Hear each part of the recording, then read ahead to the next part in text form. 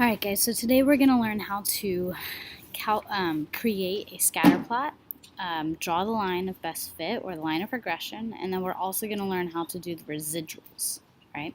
So this is what we're going to end up with. You're going to start with two empty columns over here.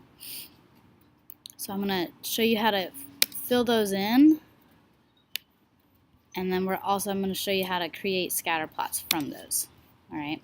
So we're going to start by deleting these. Okay, so you're going to start with this. First we have to make our scatter plot. Alright, so we're going to select on the box we want to put it in, go to Insert, Chart. This should be pretty familiar to you. We're going to select our range, so we need to have our robberies are going to be our independent variable, and our violent crimes are going to be our dependent variable. I want to see if the amount of violent crimes increases based off the number of robberies. Click OK. Go to scatter plot. I need to customize and label. Okay, so chart title is going to be robberies versus violent crimes. We're going to label our horizontal axis robberies, that's our independent variable. Our dependent variable are violent crimes. Okay, and then we're going to add the trend line. So we need to go here, we're going to go to trend line, we're going to click linear. It's going to put in a line for us right nice and clearly right here. We're going to label it with the equation. So right over here we can see the equation. Alright, click insert. Alright, we're good to go. Now, in order to use that equation to fill in, I'm going to put the equation up here. So we've got y equals 1.356 times x plus 233.639. Alright, that needs to be a decimal. Okay, so that's my equation. Alright, I'm going to use that to calculate the predicted. So instead of having to go through and plugging in x for every one, the computer can do it for us. So we type equals. I'm going to put in my slope just like I'm putting it into the calculator, okay? Times, and then I'm going to click on the box. That's my x. If you just click it once, it'll highlight it. Then we're going to add our y-intercept back to it.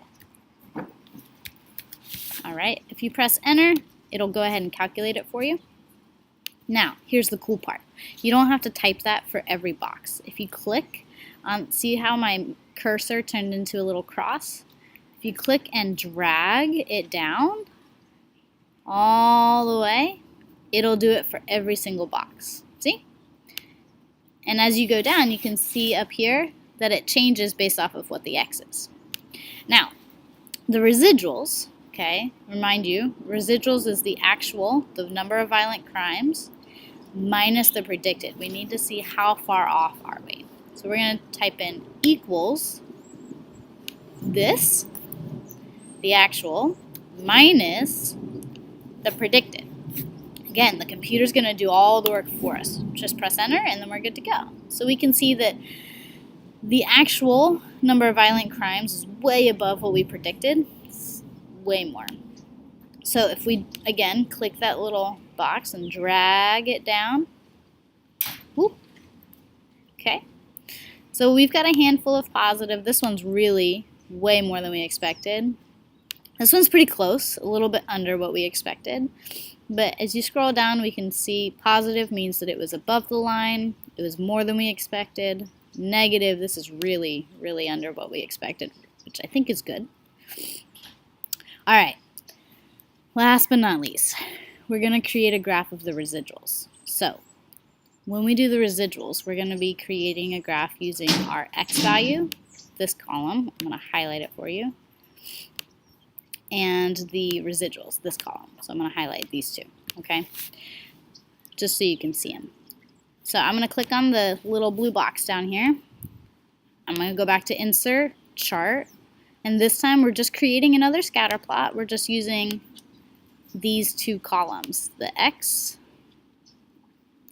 column. We're going to add another range, and then the residual column. Click OK. I'm going to go to my scatter plot, go to Customize, Chart Title, this is Residuals. Okay, my horizontal axis, those are my robberies. And then the vertical axis is the residuals.